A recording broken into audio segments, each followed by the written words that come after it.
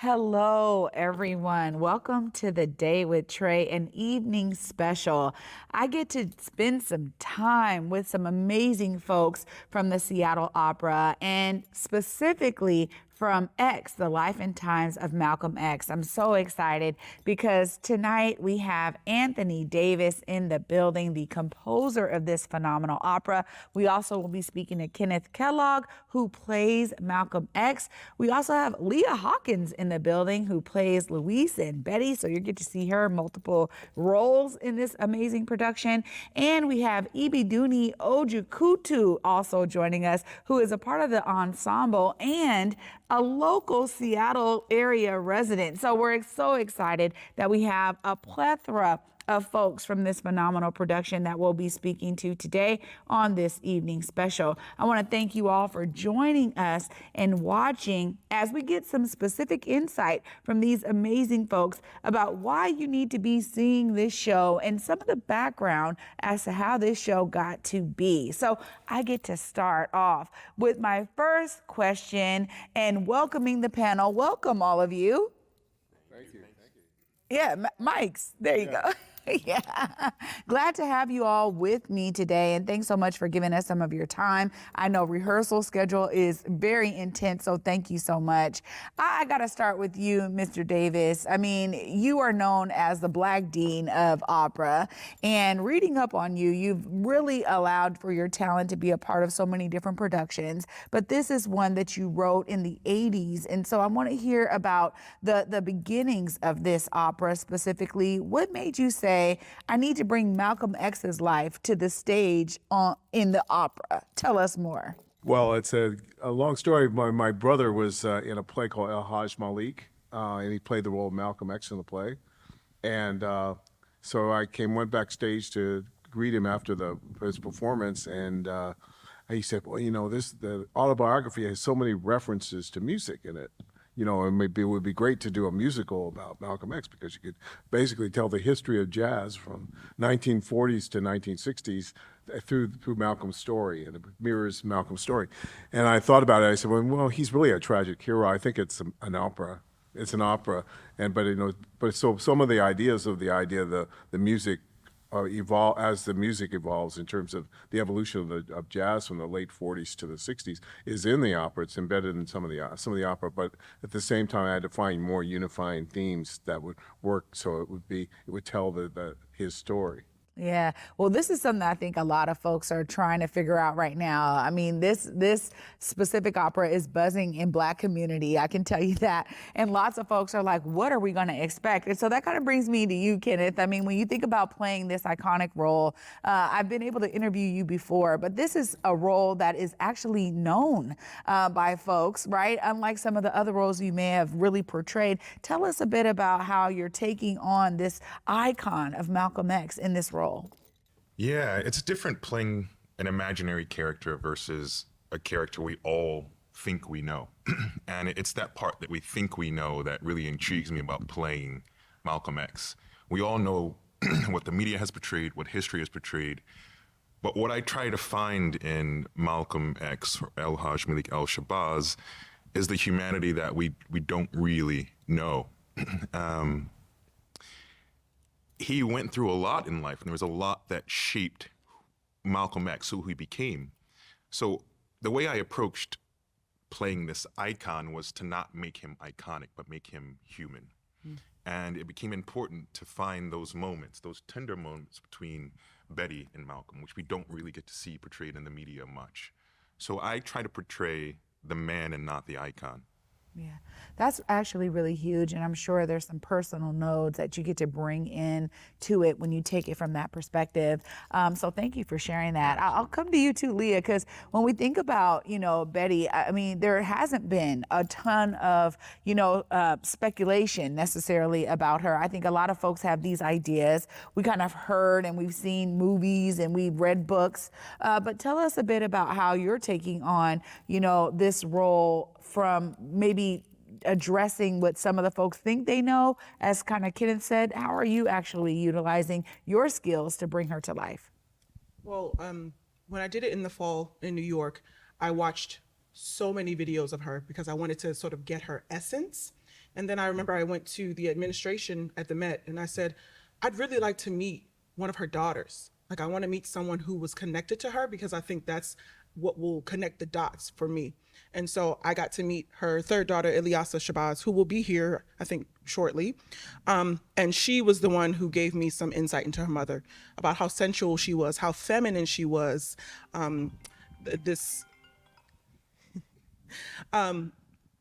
Just it helped me find her, because I like you said, we think we know these people and we have no idea who they are, and we get a glimpse of who they are through videos. But to meet her daughter and have her daughter say, "You look like my mother and you remind me of my mother," that really helped me find who she was, for me at least. Well, I'll say, that's got to take on its own kind of node. I mean, we talk about actors doing method acting, right? And what it means to get into character. And it's great that you had that opportunity to connect with her and really find some of those nuances that you're able to really portray, but also kind of get that confirmation, even like saying, you look like my mom, right? Like that's a huge node to, you being in this role. So thank you for sharing that. Ibi, I get to come to you because as someone who's, local here to the area and gets to be a part of this really iconic opera with this amazing cast, tell us about how, that is resonating with you as a part of the ensemble. It's really fantastic. It's a huge story that needs to be told. Malcolm has such a reach throughout the country. There are people here who I didn't realize how much Black history, I think, was in Seattle. There's so many Langston Hughes. There's so many people who know these figures. And being able to be part of it and tell people you need to come and see this is a huge thing, because there are so many parts of the story we don't know. He was a baby. He was a child, and you don't see that. And we only see the fiery Malcolm, And towards the end of his life, when he maybe settled a little bit and his philosophy started changing, and the way this opera tells that story is just amazing. It's just amazing. And it's a privilege to be part of it, honestly. Yeah, well, see, hearing it from y'all, there's even more of a reason to be here. But I want to go back a little bit to the beginning here, because this is not the first time that this is doing a run. So I want to talk about that very first run in the 80s. Tell us about how it was received back then. Give us a little glimpse into that time frame. Well, it premiered at New York City Opera in 1986. And I was actually sold out for every performance. It was a huge success. It was the I guess the most popular new opera ever done at New York City Opera in its history. And what was interesting is, they had buses coming from Harlem to Lincoln Center. And so I remember opening night was 50% African American house in Lincoln Center, which is unprecedented. And so it was very exciting. It's very exciting also because Betty Shabazz was alive. So I met with Betty before the opera opened, and so that was an incredible experience to get to know her and have her come, and her daughters came. I knew Athala, the oldest daughter, was a friend of mine, so I knew her, and so that was a really exciting part of it, and. So, and it was also, and think about that time, it was Jesse Jackson ran for president in 84. So this is 86. So fresh in the minds and people in New York were Farrakhan, and Farrakhan provided the security for Jesse Jackson and so there was a kind of a little more controversial then about and sort of the confusion of equating Farrakhan with Malcolm X. So that was really interesting, and I learned a lot from Atala and the members of the family about that. So it was very exciting time. Wow, I mean, those are some amazing numbers. I mean, you're talking about 50% African-American folks in the audience. That speaks huge volumes. I know Seattle Opera is doing a lot of work to make sure that this is promoted widely so folks in the community know to be here. But that's a beautiful even scene that you just set for me. So thank you for sharing that. And Kenneth, this is one of those things where you always, I think, from every role that you play, you're learning more and more about yourself as an opera singer, as a performer. Tell us more about some of the ways that this role is impacting some of that learning and growth of your own, personal plethora of skill set. I can address that on multiple fronts. This is probably one of the most difficult operas I've ever had to learn. It's from just a physical standpoint, it's a very physical role. Emotionally, it's difficult to think about putting yourself in the shoes of such a figure who had to deal with so much and fight for Black people in this country. Just his growth, realizing his journey from being a child to being lost in prison to being found in the Nation of Islam to realizing that the Nation of Islam wasn't for him and then becoming a citizen of the world. As a Black man in this country and as an artist, the parallels of finding oneself in a situation and in a circumstances that isn't built for you, the level of growth on both levels. I identify with that journey of finding oneself in life and as a Black man in opera. That's one aspect. And then realizing the history of Malcolm's life. We talk about, we didn't have the Black Lives Matter movement back then, but that's all Malcolm stood for. In a very harsh environment, where he could literally be killed for speaking what he spoke. We are dealing with very similar things today. So identifying with him in that fight and our current fight for Black Lives Matter is a huge level of growth, and his savvy of how to deal with that on the national stage and on the world stage. It requires you to grow and think beyond oneself. Yeah, I can only imagine, right? I connect to all of you as a thespian kid myself, right? Just being on stage and what it means to be able to take from every role that I was in, just my own personal experience, to then realizing that it was showing me some things about myself, especially through that characterization. So that's really great to hear that too, that there's always going to be those nodes. Leah, when you think about some of the ways that this role is impacting kind of your pedigree of roles that you've played, tell us how this stands out and maybe some of those things that you're taking away as well. These roles have really stretched me as an artist and an actress. They were real women. And so there's a certain level of respect that I want to bring to them. And so in bringing that respect, I take them on in a different way than I do other characters. And so I have to really fight myself not to go there truly. Like I walk off stage and I say, this is not real. This is not real. That is not my story or my experience. I have to do that every time I walk off stage because it's easy to take that on because of the reverence that I have for these women. Yeah, and quickly too, the difference of playing Louise and Betty, how do you switch it up and make it different and give that different experience to the audience?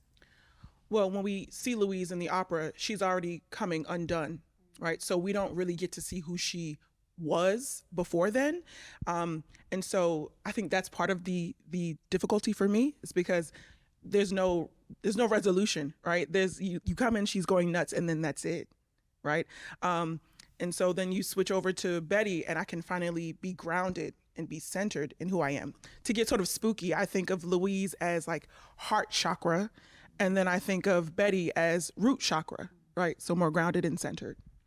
That's a great way of putting it. Mm-hmm. And I'm with it. Mm-hmm. I definitely, now you've painted a full picture for me. So thank you for sharing that. Ibi, ensembles are always such a major part of any opera. We have main characters, they're doing all these things, but I think the audience really resonates with the continuity that the ensemble can bring. Can you tell us more about how being a part of that is really helping to kind of cement the story in certain ways that are bringing the audience along? It's really interesting because Anthony has managed to make us both individual characters and like a Greek chorus. So in the beginning of both acts, we come in and we're very much a community, but we're individual characters. And then there are these amazing scenes. There are parts that I sing where I'm like, okay, you're not a singer, you're a trumpet, where we're clearly, part of the orchestra and we're a Greek chorus and there's this amazing interaction happening in front of us, but we're straight ahead and we're setting the scene and we're just part of, the rhythm section. We're commenting on the action that's happening and like setting, the scene while the dialogue is happening in front of us. And it's really fantastic. And I honestly think that probably the Greek chorus parts are maybe my favorite because there's like a dreamy one. And then there's a really kind of percussive, like syncopated one. And there are just these beautiful, beautiful moments. And you don't really get it until it's with the orchestra. And so it's just amazing to be able to kind of help switch the mood. The way it happened, the way we change as Malcolm changes is just mind-blowing as well. Yeah, who would have known? So this is another piece why I'm so glad that all of you are here, because we're getting a full breadth of what the audience can expect from this amazing show. Y'all, we're already starting off on a really great foot here, and I'm so excited again to have all of these amazing folks in the building with me. We're going to be following up with some more questions and diving a little deeper right after this short break, y'all. Stay tuned. You're watching The Day with Trae, an evening special. Seattle Opera presents X, the life and times of Malcolm X. The story of one of the most misunderstood figures in U.S. history comes to McCall Hall for an exceptional night at the opera. Pulitzer Prize-winning composer Anthony Davis produces an American classic with influences from classical music, jazz, pop, blues, and more. Don't miss X, the life and times of Malcolm X, February 24th through March 9th at McCall Hall. Details at seattleopera.org. So today, we had the pleasure of bringing our entire Elite Collective crew. We are here to provide all of your AV solutions. That's audio, video, live stream. We got photo booth activations, event recap, photography. Hit us up at theelitecollective.com. You can check out our socials below. Connect with us, ask us questions. We're here to help you build. If we can't do it, we probably know someone that can. Hit us up. We love connecting with community. We're based out of Pacific Northwest. Holla.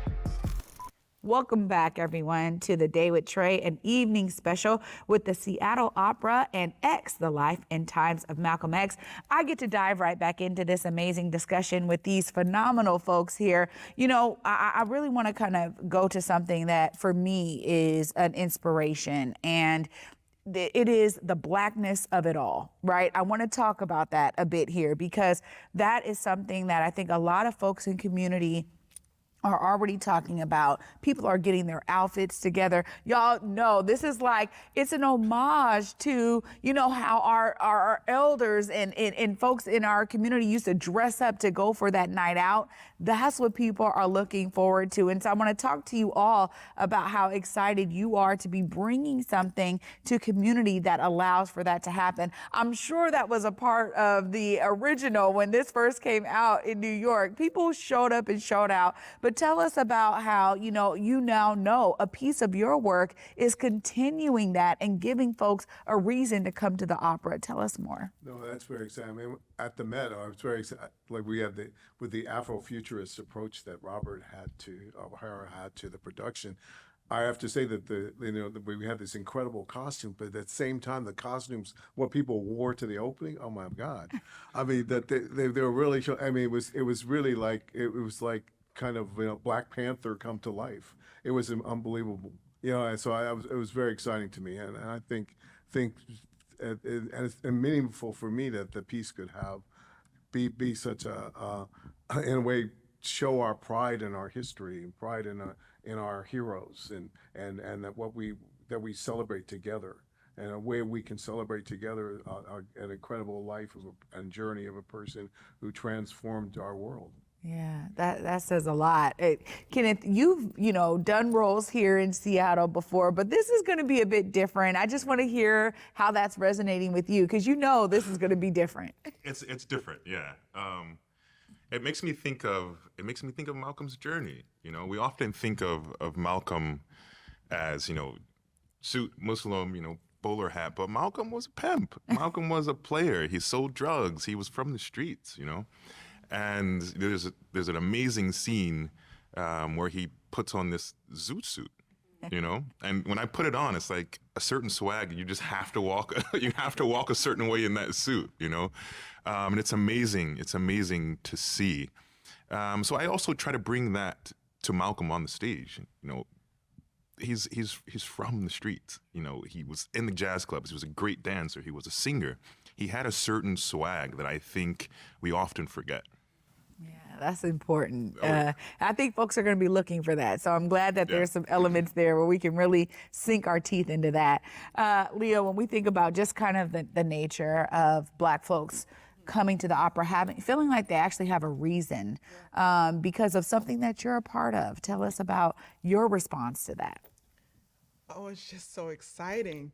I love seeing Black folks get dressed up to come to the opera. Like no one gets to puts an outfit together like Black folks do.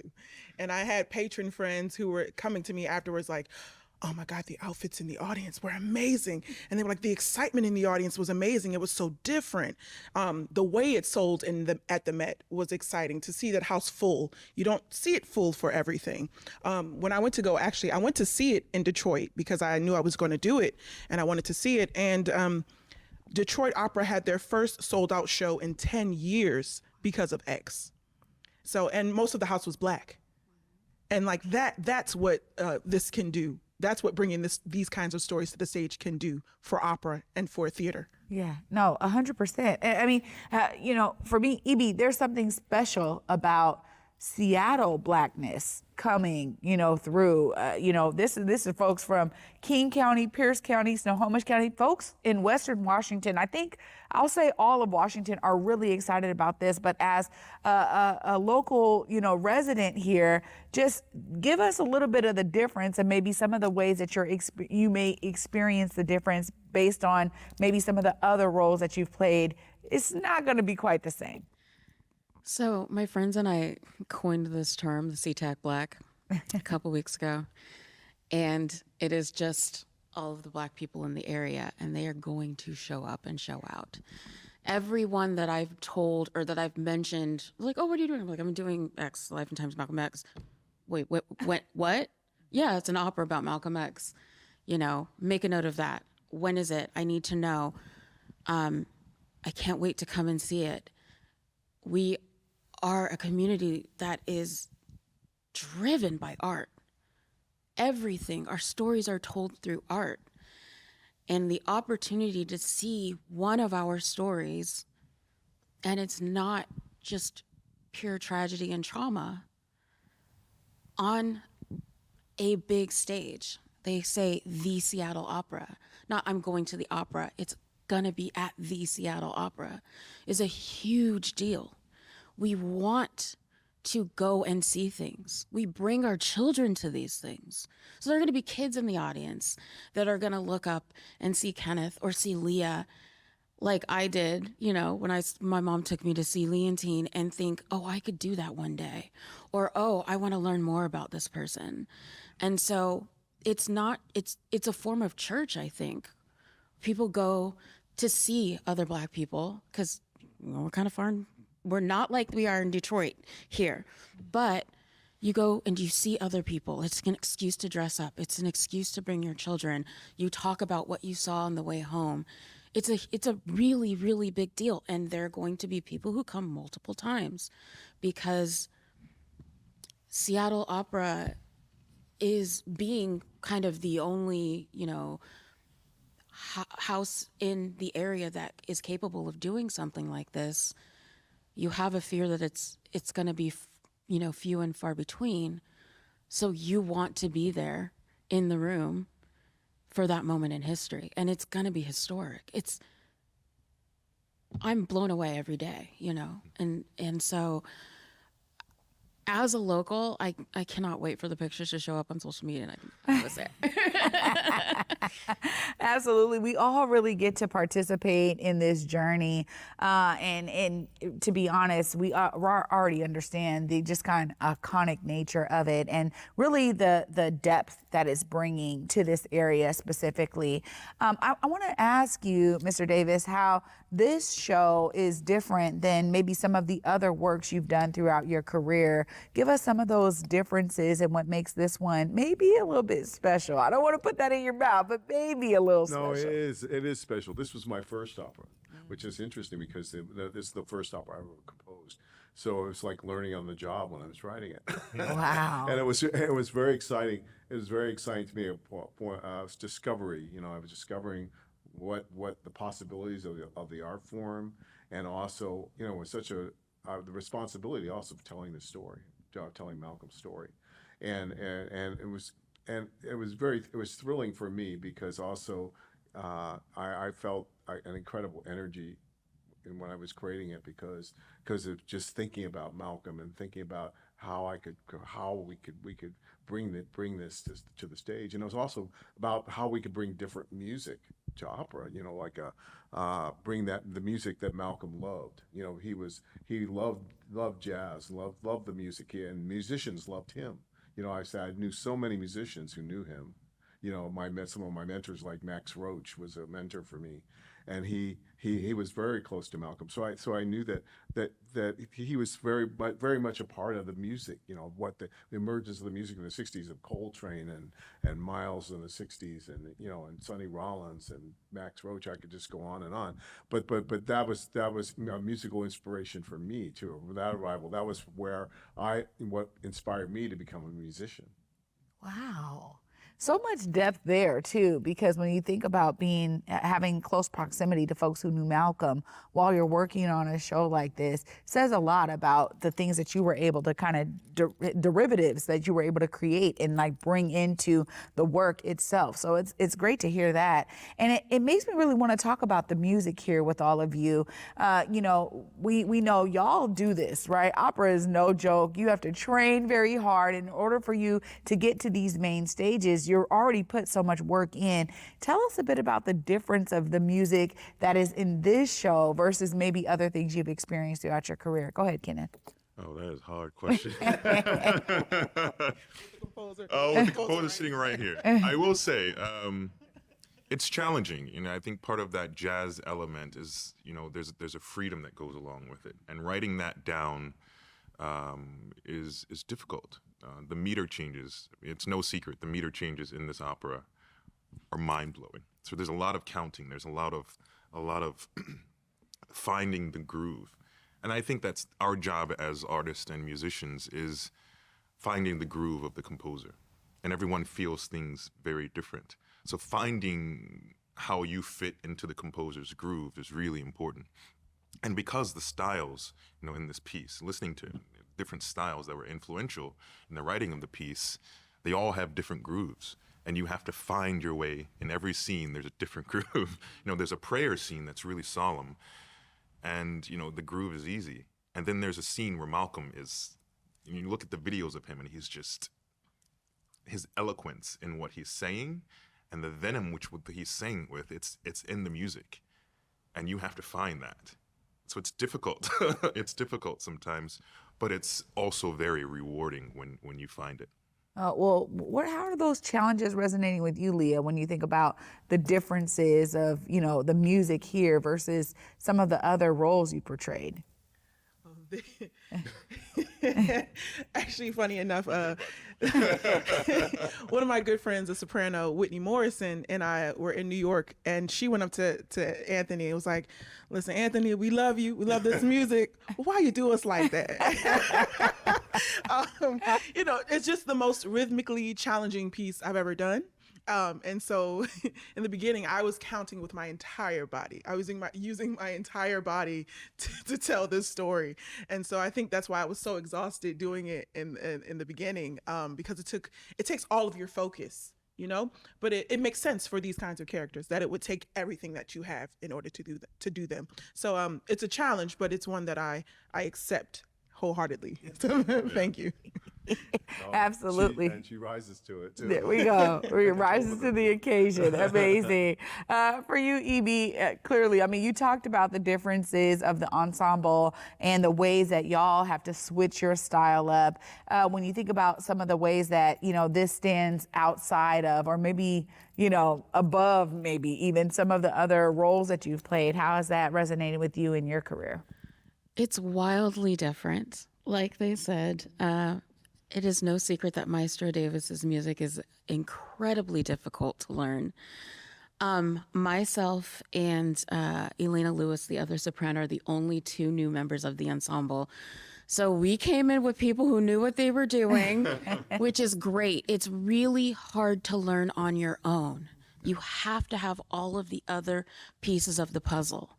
So when that Met broadcast happened, I was there with my voice teacher sitting right next to me with my score in the theater. Oh, that's the way it happens. It's not something that I could, get a study recording made or watch, it's not 100 or 200 years old. I can't just find a couple of recordings and hear how it fits in the structure. But it is so incredibly, I'm not gonna lie, there are moments where I'm on stage and I'm looking serene and I'm literally like squeezing my prop or whatever because I'm counting. Like if you can see these little chubby fingers, you will see like 1, 2, 3, 1. That's me counting. But it is also, I have discovered parts of my voice I didn't know were there. There's an extension in there that I didn't realize until my castmates were like, oh yeah, that's in there. Because I have to. You have no choice. Maestro Davis's music is demanding and unrelenting, but also so incredibly rewarding. So it is hands down. I've sung Central Park 5, which is difficult in other ways, but the music is incredibly demanding, but it also teaches you that if you can learn this, I don't mean survive it, because you live it, you can learn anything. It's kind of the pinnacle of, oh yeah, I can learn. I'm not worried about that because I made it through this, Yeah. Yeah. It sets a different standard. I mean, that's what I'm hearing you all share, really. It sets a different standard. And it's interesting because when you talk about it being your first opera and learning on the job, clearly you were like, look, I'm outside the box. I don't have to fit within the boxes of like what, other composers have done, which sounds like what all of you are experiencing. We talked about how, it started in '86, right? And at the New York Met. I want to hear from you all, like, why now? Why is it coming back around? The interest now, this is being, shown in different cities across the country. Tell us a bit about why this is significant maybe now and what brought it back. Folks want to know. Well, I think we've had a kind of a reawakening to, what was, and a lot of the arts institution had to confront the fact that how systematic racism works in our country and works in the arts. And I think with what happened with George Floyd, really started to make to create an action in which these companies and arts institutions had to really wrestle with the fact of dealing with what the potential and what Black art can be. Yeah. And then I think when they did Terrence's opera at the Met and then mine, I think it's opened the doors for that, and to see the success that those operas have had, that we were able to bring in a new audience, a younger audience too. I mean, I remember the Met told me that at X that the 60% of the house at the Met was under 40. Wow. Which was really unprecedented for the Met, and so but to think that what this is an opportunity to make opera more accessible and more and realize that we all can participate in this great art form, and that it can also serve like serve the whole community, not just one segment of the community. And I think that's really important for the future of the arts in America, future of the art form, future of opera. You know, that works can be created that will bring in audience, that will bring in new people that will to appreciate this wonderful art form. Well, absolutely, right? And for me, that's the exciting part, because when I started coming to the opera, you know, the folks here can tell you, I was like, okay, first thing I saw was blue. And so then I was like, well, can we do more of it? Like, where am I going to see more Black folks, you know, or more Black stories being told in this art form?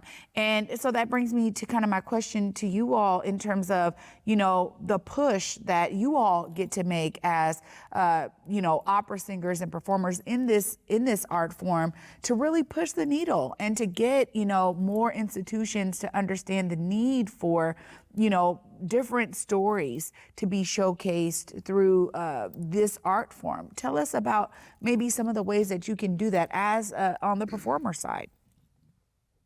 Take that one first. You know, I'm not sure that I have ideas as much as I've been saying this, and I will continue shouting it from the rooftop, is that ideally that telling these stories will be something that is so normal to us that it's not a big to-do, that it's not something that we have to make a big fuss about, that like we are so used to seeing this on stage that it's like, oh, I want to see the Black stories, I want to see the Hispanic stories, the Asian stories, Pacific Islanders, whatever. I want to see all kinds of stories on stage, and I want people to be used to it. Yeah. So I did a Bohème in New York last year, and a group of Black people came to see Bohème because they saw a Black person was in it. Yeah. So like ideally we're going to see our traditional works because you're seeing the casting reflecting our world, and we're reflecting your own community. So for me, I've been Black my whole life, right? And it's something I've been so proud of. And it's not something that I have to say, I'm a Black woman. Like you see it as I walk down the street every day. And so I want to feel I am normal, and I want everyone else to feel that too. Yeah. And not only that, I would say another thing, not only have we been Black our whole lives, we've been artists as well. We have the same training as everybody else. So we're not just artists January 15th through the end of February, you know. It's not just performers. There are so many composers, so many young administrators that are coming up. And I see, you know, I work too, but I see, you know, like Leah and Kenneth and artists of a much higher caliber than me working to elevate those people, you know, and elevate their works so that their works become part of just the regular, normal things that are being performed. I can think of maybe 5 or 6 young Black composers right now whose names I hear come up all the time. And that is amazing because I want to see them performed as much as Brahms, as much as Schubert, you know? And another thing is that I'm seeing where we are not so desperate for work. We are creating our own opportunities. So we don't have to accept those pieces or those things that don't make us feel great and don't make us feel like artists, that make us just feel like bodies. And that is a massive power. That choice is a huge power. And I'm here for it and I love it. And I cannot wait to see how much power we gain. I will jump in. And I didn't want to go there, but since we're going there, no, personally, I mean, I understand the need for the term Black opera, but I personally don't agree with it, and I personally hate it. Mm-hmm. Because stating it simply puts it on the side, as this is Black opera, which separates it from opera. And it's opera. We're telling stories. It's not something that's totally different because it's simply, you know, telling a story of a certain people. So to Leah's point, I would love to simply just have this conversation about opera and the stories that are told. it drives me insane when I see a production at a company and they promote the two leads as, oh, these two black leads are changing opera. Really? They're just simply doing their jobs and telling their story. The fact that they're black is special, but it shouldn't be special because they are performing at the caliber of any other opera singer, black, white, yellow, brown. They are simply doing their jobs and being great artists. The fact that they're black doesn't really matter. And to the effect of it just being people telling stories, every opera talks about, and we talked about this before, every opera talks about the human condition. And to separate black people from that human condition does us a disservice. We've been in this era of, black operas being told. And I warned the general directors, like, we're creating a situation where only black singers are going to be able to do these roles. So you shut the door and you pigeonhole us further. And now, no less than 5 months after I had that conversation with her, I had to choose between two roles at two A-level houses. The roles I had to choose between was a servant of a president in the South, a slave, and literally the title role was a shackled man in another opera. And for me, it killed my soul because I have to work, but I saw the detriment of doing these stories about black trauma and these stories about black opera. I saw what it was going to do. I see the future of what it's going to do for black singers, and it does not look good.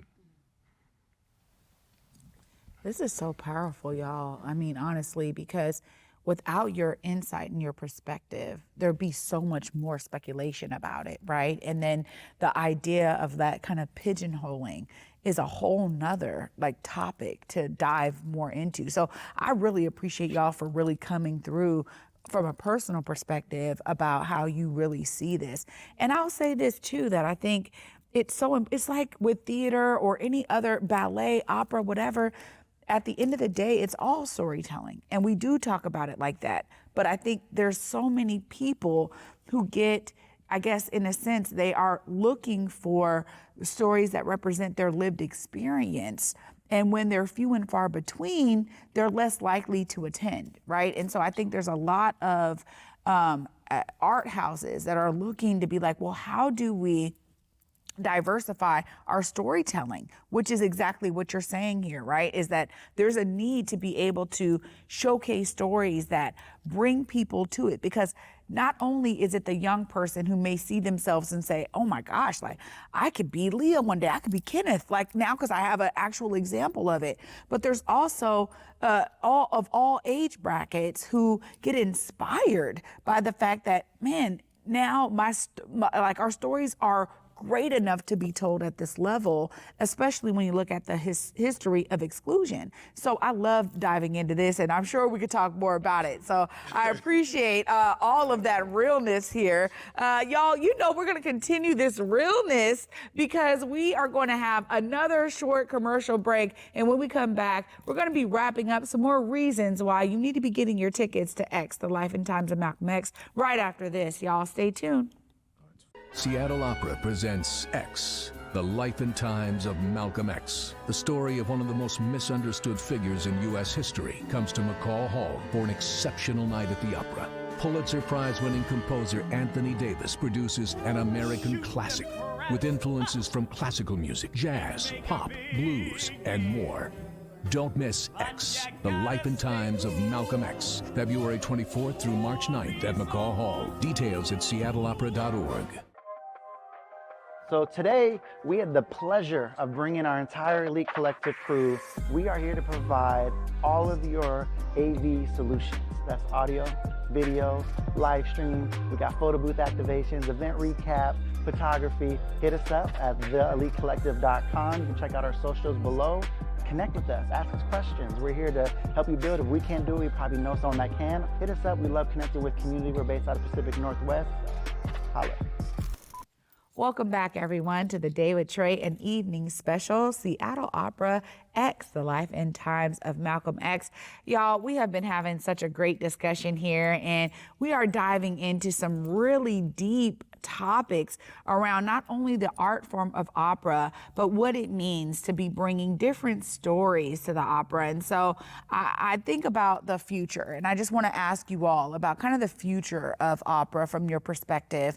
You know, when we have more and more composers who are reflecting the different, you know, ethnic backgrounds and races that our country has and that the world has, inevitably more of these kinds of stories will be told. Tell us about some of the things that you're looking forward to when it comes to kind of the future of opera. I'll start with you, Mr. Davis.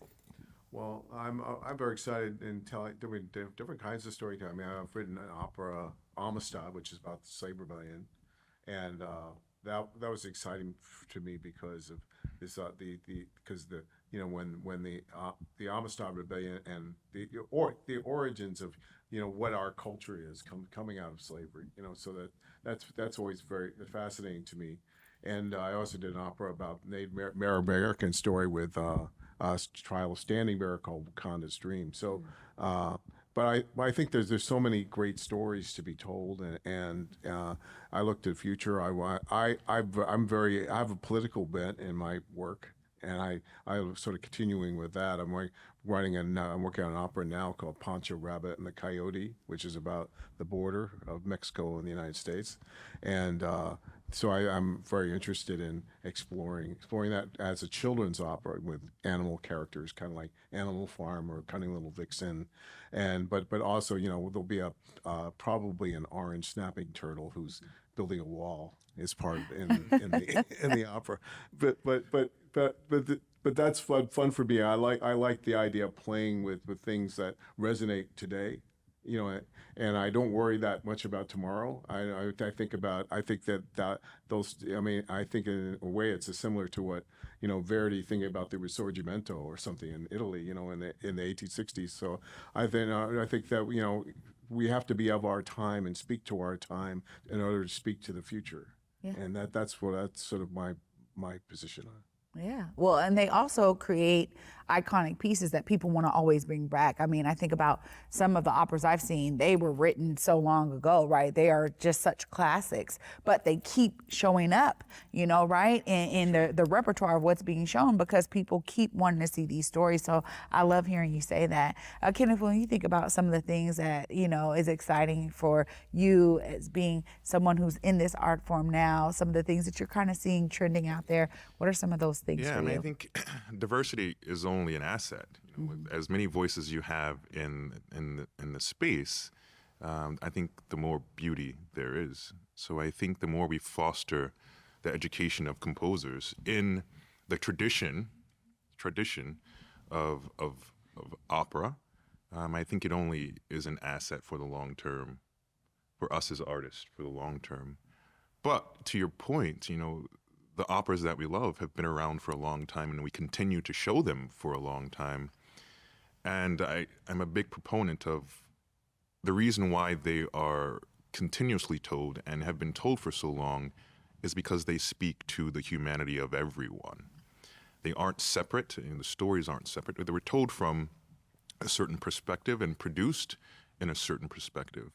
But I think we now recognize that producers can shape a piece in a very specific perspective that can speak to a variety of audiences. You can do Bohème. Could you imagine if you did Bohème simply in what you're dressed?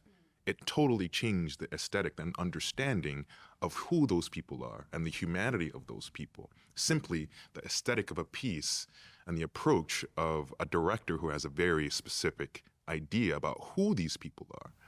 If you have a director, you know, Denzel, he gives that perfect example of Martin Scorsese and who is it?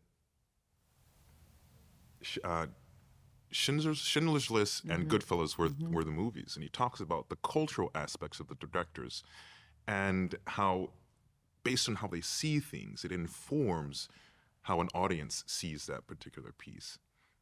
So I think the more we diversify who has the power to tell stories, we do ourselves a great service.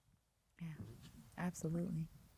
Leah, I have nothing to add to that. you concur. Right on. Evie. I look forward to seeing what these young composers come up with. While you guys are having your serious discussions at the front, the ensemble has had some fun discussions. Like, we would love a living single opera, some joy. Give me a comedy. We're real funny. Wakanda the opera. That would be gorgeous. But Kenneth is right. Just changing the perspective of the director is enough to update the story and make it resonate with more people. These operas that are, common in the canon, it's because, not just because the music is beautiful, but because people are like, oh, I love that part when X, Y, and Z happens.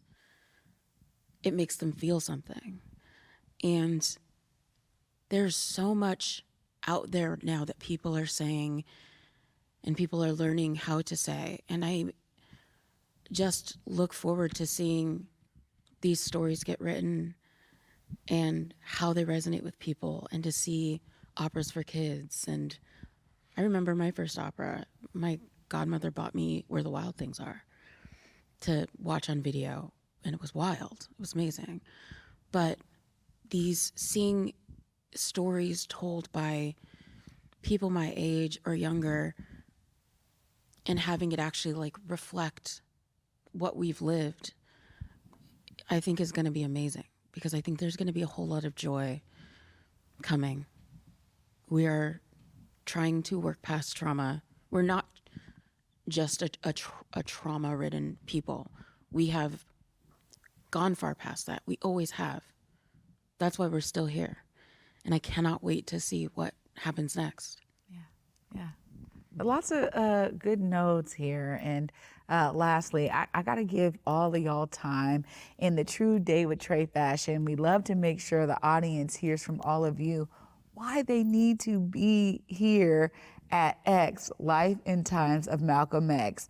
I'm going to go right down the line, but give us those few things that people, maybe they won't expect, maybe they do, but this is the reason that they need to be here. Mr. Davis. Well, because one of the things is to have an emotional experience, that music is emotional, and it plays to emotions, and to feel what Malcolm felt, to feel what was happening at the time, to feel the forces that were at play during his life. I mean, I think it's something that that will create, is an emotional experience. That's a very personal experience, and I hope they have a chance to have that. Yeah, absolutely. I'll go back to the opera. And the first thing Malcolm says in the opera is, "I will not tell you what I know." He's not here to tell us what he knows, but this opera speaks to his truth. And we think we know him, but I think this opera gives us more insight to Malcolm X, the icon, and El Hajj Malik El Shabazz, the man. Thank you. Yeah. Come to see a celebration of Blackness. Come to hear a Black man's music over top of Black women's words. Come to hear Black voices. Come to see costumes designed by a Black woman. Come to see a show directed by a Black man. Come to celebrate in all of the beautiful Blackness. Yeah. 100%. I don't know when you are going to get a chance to hear the caliber of singing that is happening in that room. There's not a weak person in the cast or in the orchestra. People are singing down, and the show is stunning. So everybody needs to come to see it so that you can say that you saw it, and then come again, because you'll catch something new every time. Yeah. I'm already trying to mark my calendar for when I'm coming back. So I just want to thank all of y'all for giving me some time and really giving the audience some personal perspective on not only the characters you're playing and portraying, but the reason why folks need to be attending the opera. That's really what this is about. So thank you so much, all of you, for spending some time with me today to shine a light on why folks need to be there at X, The Life and Times of X. Appreciate all of you. Thank you for having us. Yeah, thank you.